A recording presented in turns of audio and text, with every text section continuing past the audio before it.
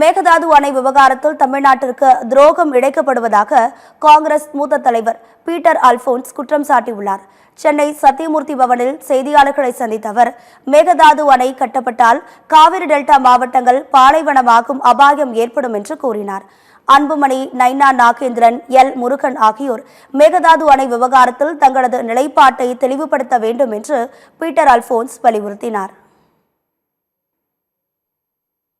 முதல் முறையாக பாஜக அரசு, மோடி அரசு மேகதாது அணை கட்டுவதற்கு சாதகமான ஒரு நிலைப்பாட்டை இன்று ஒன்றிய அரசு எடுத்திருக்கிறது.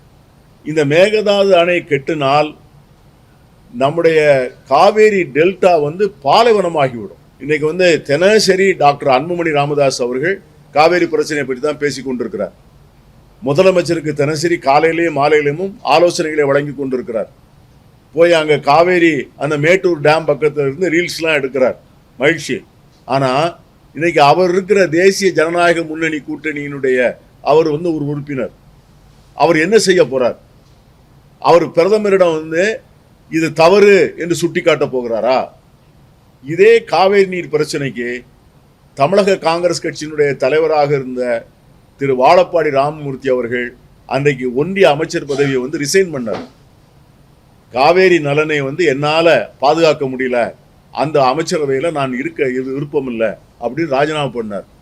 அதை போல இப்படி நண்பர் முருகன் அவர்கள் இப்பொழுது அமைச்சராக இருக்கிறார், ஒன்றிய அமைச்சராக இருக்கார், அவர் ராஜினாமா பண்ணுவாரா? அந்த கேள்வி தமிழ்நாடு காங்கிரஸ் கேட்க ஆசைப்படும்.